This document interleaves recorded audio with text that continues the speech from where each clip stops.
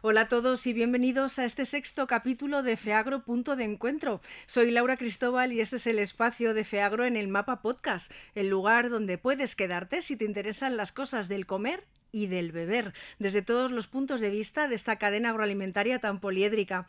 Nos gusta entender este podcast como el espacio al que acudir para debatir desde la sensatez, para explicar los porqués de las tendencias de consumo y para tender puentes entre los diferentes actores de la cadena alimentaria. El objetivo es siempre el mismo: trabajar juntos por un sistema sostenible, un sistema alimentario más sostenible cada día y por sacar a la luz la realidad de un sector que es tan complejo y diverso como apasionante. Si quieres participar o comentarnos tus impresiones o quieres proponernos un asunto a debatir, puedes escribirnos a redaccion@feagro.com y estaremos encantados de escucharte. Pero yo ya me callo. Está conmigo Lucía Ruiz Simón, que nos va a contar a qué vamos a dedicar hoy nuestro punto de encuentro. Pues hola Laura y hola a todos. En este episodio vamos a abordar la realidad y los desafíos del sector de los refrescos. Sus grandes cifras lo colocan como un referente de la industria alimentaria. Y es que las empresas de bebidas refrescantes facturan en España unos 4.400 millones de euros, llegan a 40 millones de consumidores y generan 71.000 empleos, 9.000 de ellos directos. 2 años de pandemia han supuesto un periodo desafiante para este sector, que tiene un consumo muy vinculado a bares, restaurantes y locales de ocio nocturno, pero que traspasó gran parte de esta venta al hogar con el cierre de los establecimientos por las restricciones sanitarias. ¿Se acuerdan? Por ahora, y crucemos los dedos, se han quedado solo en eso, en un recuerdo. Y hemos superado ese shock, pero estamos con otros, porque la inflación y la guerra de Ucrania, por ejemplo, están haciendo muy difícil la recuperación económica y están poniendo muchos desafíos. Así que vamos también a tratar de responder a la pregunta de cómo se ha comportado el sector en el que se ha denominado el verano del Carpe Diem, el primero en el que salíamos todos desaforados a recomponernos de la pandemia, pero que también qué nos espera en este otoño o en esta Navidad, porque tras el COVID hay una subida incesante de los precios que nos hace mirar el bolsillo con mucha precaución. Y eso es lo que queremos debatir, ¿no? Porque puede frenar esta espiral inflacionista las ganas, más que demostradas, de recuperar el tiempo perdido del consumidor. Esta y otras cuestiones es las que nos gustaría resolver en este episodio. Y es que tampoco olvidaremos otros retos para las bebidas refrescantes, como la sostenibilidad ambiental, donde siguen marcando su propio ritmo. Y es que tienen que responder a un consumidor cada vez más concienciado y curioso, con diferentes formatos y sabores para ampliar las casi 20.000 referencias que hay ya en el mercado, y la mayoría hacia versiones más light. Estoy contentísima porque además hoy tenemos un programa de género en FEAGRO Punto de Encuentro y tenemos para hablar de todas estas cuestiones la directora general de la Patronal de las Bebidas Refrescantes en España, que es Sanfabra, que es Beatriz Blasco. Muchas gracias por haber venido a este espacio, gracias por estar aquí. Muchas gracias a vosotras por tenerme hoy aquí. Y tenemos también a la directora de Consumo Fuera del Hogar de la consultora Kantar Workpanel, que es Cristina García. Gracias por venir. Nada, al revés, a vosotras por invitarnos, estamos encantadas. Pues Beatriz Blasco lleva apenas unos meses al cargo de la Patronal de los Refrescos y este debe ser una de sus primeras intervenciones en los medios de comunicación tras su nombramiento.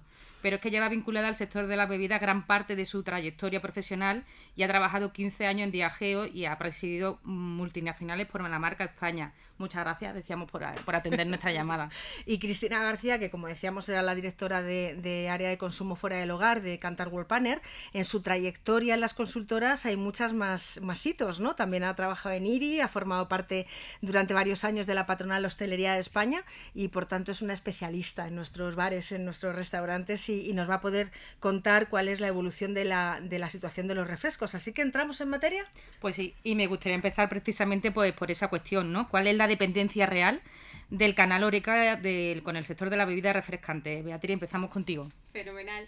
Pues qué manera más buena, ¿verdad, Cristina?, de empezar hablando de hostelería. Yo creo que la hostelería es estratégica para el país en general, ¿verdad? Y por supuesto para los refrescos. Y espero que también Cristina esté de acuerdo conmigo en que es también esencial para la reputación de nuestro país. Y dejadme que os explique por qué. Estaréis de acuerdo conmigo que todo el turista que visita nuestro país pasa por un bar o por un restaurante y que en algún momento pues esa imagen y esa sensación de España, de esa España acogedora social, hace marca, sin duda, ¿no? hace marca. Así que yo creo que la hostelería es esencial en todos los aspectos. Y para los refrescos, pues ¿qué os voy a contar? El 60% de nuestras ventas suceden en la hostelería. como no puede ser de otra forma, porque yo creo que si refresco significa algo es encuentro, ¿no? De hecho, el 75% de nuestros consumidores, que no sé si Cristina me validará luego el dato, pero el 75% de nuestros consumidores dicen que lo que le gusta es disfrutar del refresco en compañía, con amigos, con conocidos, en el bar, en los restaurantes, cerca de comida, en el aperitivo, en el tardeo y bueno, y yo creo que por eso es un vínculo tremendamente fuerte. Y bueno, habéis sacado muchísimos temas en vuestra introducción, pero yo creo que claramente hablabais también del verano Carpe Diem, que no puedo estar más de acuerdo, ¿no? Pero claramente yo creo que en cuestión de previsiones, yo creo que esas ganas y ese apetito del consumidor por disfrutar, yo creo que es algo que quedará sentado. Sí, espero, ¿no? Que ese espíritu no se nos pase con todo lo que nos ha pasado, ¿no? Directamente. Sí, fíjate que yo siempre recuerdo, ¿no?, a José Luis Icel, el presidente de Hostelería de España, que siempre dice una frase que es... tenemos la suerte de trabajar en un sector que vende felicidad, ¿no?, que es la hostelería. Yo creo que pocas cosas están tan vinculadas a la hostelería como el sector de los refrescos, ¿no?, en esos momentos de disfrute y de relax. Y como decía Beatriz, al final el 60% de las veces en las cuales está presente un refresco se hace fuera de casa, se hacen en los bares, en los restaurantes, así que cómo no va a ser crítico, ¿no? ¿Y qué datos tienes, Cristina, de tu consultora? Que ¿cómo ha evolucionado el sector de los refrescos en este verano, en este otoño, y qué previsiones podéis hacer con los datos, ¿no? Los periodistas somos como muy pesados con este tema de poner datos a todo. Sí, fíjate. Te voy a dar algunos datos de consumo, lo que llamamos consumo doméstico, ¿no? Desde Cantas siempre dejamos fuera el turismo internacional para entender bien cuáles son los hábitos de los consumidores que están aquí durante todo el año, ¿no? Y si me hago un zoom un poco hacia afuera, podemos hablar de una recuperación del consumo fuera del hogar en su totalidad de lo que llevamos de año, en torno a un 92% de lo que teníamos en 2019, ¿no?, en términos de valor de la industria. A refrescos le costó un poco al inicio del año recuperar. Efectivamente tuvimos una ola de Omicron a finales de año, inicios de este año, que a todos nos mantuvo más en casa de lo que nos hubiera gustado. Entonces le costó al principio de año, pero qué duda cabe que ha ido remontando. Y podríamos hablar de una recuperación en torno al 80% del 19. Siempre lo tenemos como referencia, pero no olvidemos que el 2019 fue un año espectacular, fue un año realmente muy bueno, ¿no? Si hablamos del año pasado, refrescos ha crecido en el primer semestre del año prácticamente un 15% respecto al 2021, ¿no? Y a esto tendríamos que sumarle el turismo internacional, que evidentemente hemos ido recuperando a lo largo del año. Ha sido un verano buenísimo y yo creo que en cualquier ciudad española que hayamos tenido la oportunidad de visitar veíamos mucho turismo de todo, nacional, internacional, que ganas teníamos de volver a cogerlos y por supuesto nosotros, ¿no? Hablabais de momentos Carpe Diem y efectivamente ha habido muchos momentos Carpe Diem a lo largo del tiempo, ¿no? También cuando salíamos de ese confinamiento, a pesar de un índice de confianza del consumidor muy bajito, los consumos fuera del hogar fueron realmente muy buenos. Salimos con unas ganas de disfrutar, ¿no? Yo creo que nos dimos cuenta hay a veces que lamentablemente nos tienen que quitar algo para valorarlo. Desde luego. Pues eso ocurrió y eso ha vuelto a ocurrir también este verano, ¿no? Y lo que sí que hemos visto, y ya no solo en este verano, sino lo que llevamos de año, y llevamos 2 años, si no encerrados, pero con muchas restricciones, y eso pues ha generado cambios en los consumidores, en nuestros hábitos, ¿no? Algunos quizás sean más perceptibles que otros, pero sí que, y esto nos lleva también a hablar del rol de la hostelería, y no sé si estarás de acuerdo conmigo, Beatriz, decíamos antes, ¿no? Es un rol de disfrute, de placer, de familia, de amigos. Y cada vez está jugando más ese rol, ¿no? De lo que nos gastamos a lo largo de la semana, cada vez dedicamos más a ese fin de semana, en ocasiones en las cuales los refrescos están muy presentes, como son las comidas principales, también cenas, pero sobre todo esas comidas de mediodía, con familia, con amigos, que han sido de las primeras que hemos recuperado. También relativo al sector de los refrescos han sido pues esos momentos que más rápido han vuelto a conseguir y de hecho de todas las ocasiones en las cuales había un refresco antes de la pandemia. Si bien las comidas siempre eran muy importantes, cada vez lo son más. Han ganado puntos porcentuales, ¿no? Dejadme así esos tecnicismos de consultora. Pero cada vez es más relevante ese momento de consumo. Hay otros, por ejemplo, pues, que se ven también afectados pues, por el teletrabajo, lógicamente, ¿no? Que ha habido cambios que se quedan también. Sí, yo soy, perdona, muy optimista, ¿no? Porque lo que decías, que es el elemento psicológico, ¿no? El cuidar los encuentros me parece esencial. Y no sé si tenéis sensación, pero yo venía y veía viendo que ya tenemos las luces de Navidad puestas en las calles. Vuelve a haber otra ocasión y de momento de celebración. Bueno, y no nos olvidemos, Beatriz, que este año tenemos un Mundial de Invierno. Es verdad. Es verdad, sí, que en una fecha absolutamente cambiada, pero con un momento de pico de consumo fuera del hogar que también, incluso también en el hogar, que va a ser sobresaliente, ¿no? De dinamizador, que duda cabe, ¿no? Es que no podemos perder de vista, y tú como consultora y tú como directora general lo sabes infinitamente mejor que yo, pero sociología y consumo están íntimamente relacionadas, igual que psicología y consumo, y quizá va a ir por ahí mi siguiente pregunta. Es un hecho que ya venía una corriente de consumidores más preocupados por su salud, que además derivó también y se relacionó con todas las normas que ya llegaban desde la Unión Europea, desde España, de reducción de ingredientes en todos los alimentos, no solo en refrescos, pero es verdad que con la COVID se generó una corriente aún mayor de preocupación por la salud evidente, porque estábamos en un momento terrible, ¿no? Entonces, no podemos perder de vista que de cara al sector de refrescos también está la preocupación de un usuario que puede decir, vale, pero ¿me lo vas a dar más sano? ¿Podemos hacer un uso más sano de esa bebida? Entonces, ¿cómo está respondiendo la industria a ese requerimiento sociológico? Sí. Consumidor, yo te comparto totalmente el análisis, más preocupado por su bienestar, sin duda alguna, también por la sostenibilidad en términos generales, y también que quiere saber muy bien lo que tiene en su plato y tiene en su vaso, ¿no? O sea, el que quiere estar informado. Y yo creo que los refrescos vieron esta tendencia de forma muy temprana, y de hecho han sido tremendamente pioneros, y hemos sido tremendamente pioneros en ofrecer esa información nutricional, porque lo que queremos es un consumidor con una buena base de información para que pueda tomar la decisión de qué le encaja mejor en su dieta en cada momento, ¿no? Para nosotros es fundamental. Y el reto que tenemos desde el refrescos es que manejamos 40 millones de consumidores, y dar respuesta a la necesidad de 40 millones de consumidores es verdaderamente, te implica un grandísimo esfuerzo de innovación, ¿no? Yo creo que no se puede responder de otra manera. Antes dabais el dato de la cantidad de referencias que tenemos en el mercado, referencias que además año tras año seguimos alimentando, no es una foto fija, de media, que es impresionante. Yo vengo de otros sectores y me manejaba con referencias mucho más pequeñas. De media al año se incorporan 150 nuevos referencias al mercado de los refrescos, y con un claro objetivo de intentar dar respuesta a ese consumidor. Y por darte respuesta a tu punto concreto sobre bienestar, mira, a mí hay un dato que me parece sorprendente, que hace un esfuerzo del sector de los últimos años. Hoy lo que se comercializa en nuestro país, el 38% de los refrescos son sin calorías, no bajos en calorías, no, sin calorías. Y también poner en valor lo que se ha hecho con los refrescos originales. Se ha hecho una reducción de más del 43% de los azúcares presentes, que son porcentajes muy, muy importantes y no tan frecuentes en otros sectores.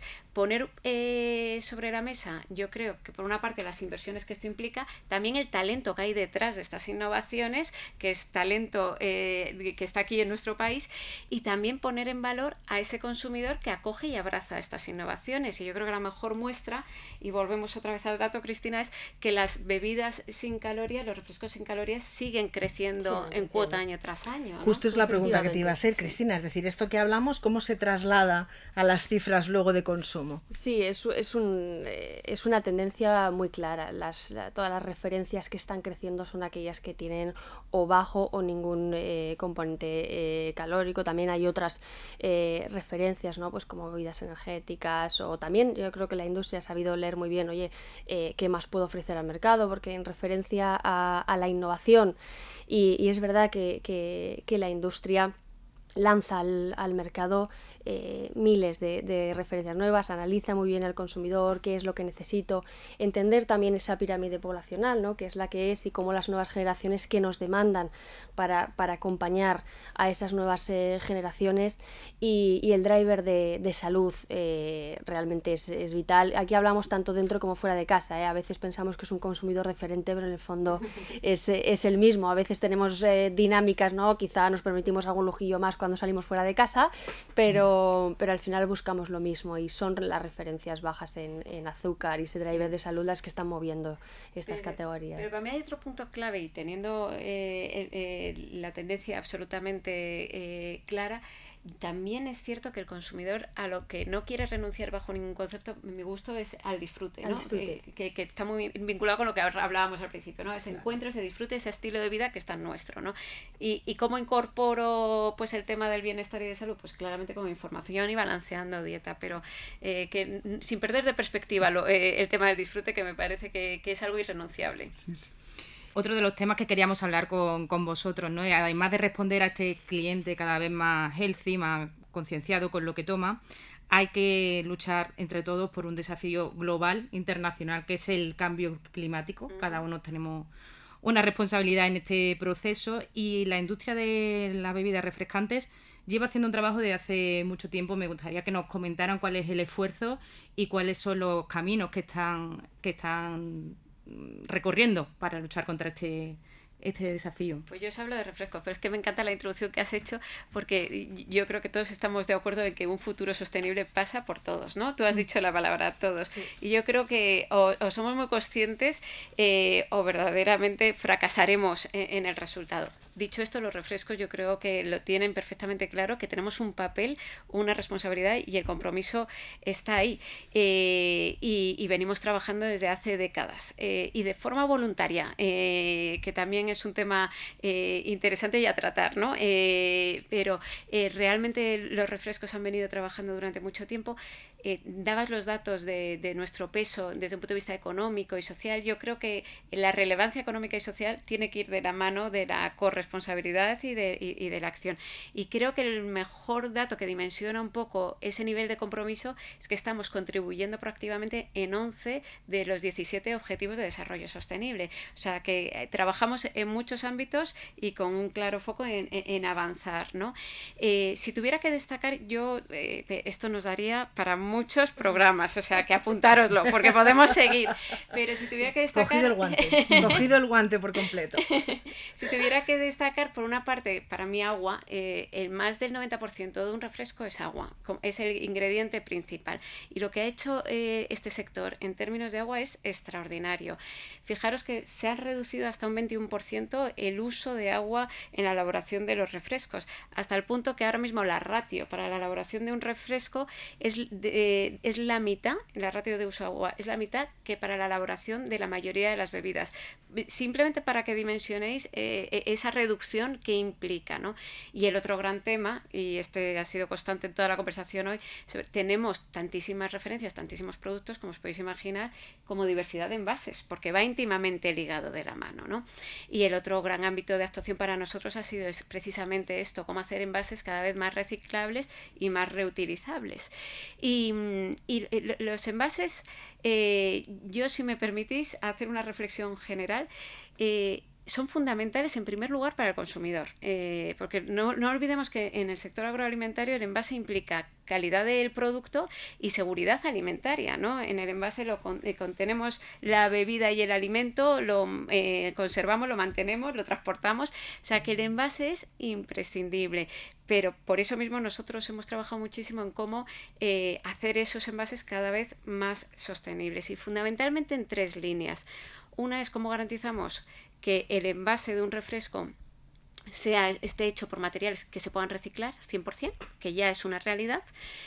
Otra es cómo incorporamos materiales reciclables cada vez más en nuestros envases. El 25% de nuestros materiales PET están hechos con PET reciclado, y en la otra gran ámbito de actuaciones, cómo reducimos el peso de nuestros envases hasta un 40%. Te parece mentira, pero ha habido 1000 actuaciones y 1000 intervenciones para ir reduciendo, y al final eso lo que te da es menos huella de carbono, menos materia prima y por otra parte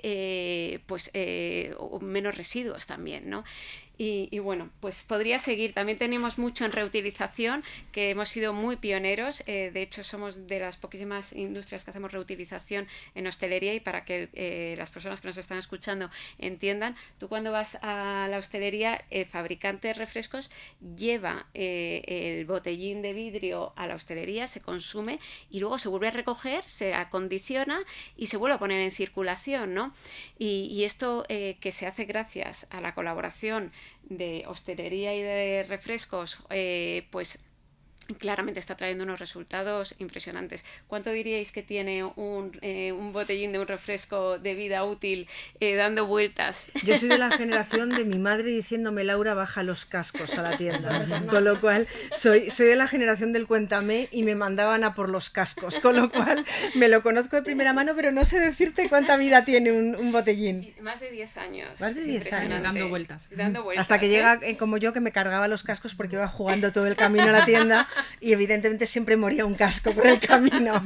Entonces, pero creo que Lucía tiene una pregunta importantísima sobre el tema de los envases. Es que todo el tiempo has estado hablando de las medidas voluntarias que ha tomado la industria de los refrescos en este caso, ¿no? Por el tema de los envases y demás, pero es que a partir de enero hay un impuesto, el conocido impuesto al plástico, ¿no? Que deriva de la legislación, en este caso nacional. No sé cómo puede impactar, hay muchas cifras, nos da muchas referencias de cuál puede ser el impacto pues en los diferentes sectores. No sé en su caso, que en la industria de los refrescos tan vinculada a los envases, cómo puede ser ese impuesto, ¿no? 45 céntimos por cada... Es una barbaridad, sí. Mirad, entra en vigor en enero, no puedo perder de referencia a ese momento que estamos viviendo ahora, ¿no? De incertidumbre. No parece que no hayamos salido de una crisis tremenda para meternos en una crisis de suministro, de costes, y realmente el momento es muy delicado, ¿no? Y afecta, como bien dices, a toda la industria agroalimentaria. De hecho, los datos que se han ofrecido desde la Federación de Industrias de Bebidas y Alimentos son demoledores. Pero a mí sí hay una reflexión que me gustaría hacer, es la de necesidad de flexibilizar de alguna manera, ¿no? Y de intentar, si yo creo que el destino y hacia dónde vamos nadie lo cuestiona, y el compromiso de la industria está ahí y se ha avanzado en muchísimos aspectos, ¿no? Pero realmente si se flexibilizaran en los plazos, pues yo creo que se llegaría a ese momento de mejor manera. También echa en falta de alguna manera que se reconozca toda la labor que se ha venido haciendo, y también, y volvemos a tu punto de antes, Lucía, lo de todos y el papel de todos. Si realmente sabemos hacia dónde queremos ir, ¿qué se está haciendo por parte de la Administración, por ejemplo, para asegurarnos que hay más disponibilidad de material reciclado y accesible, ¿no? Que es otro gran tema. O sea, que a mí me gustaría ver un poquito de flexibilidad, empatía e incentivo.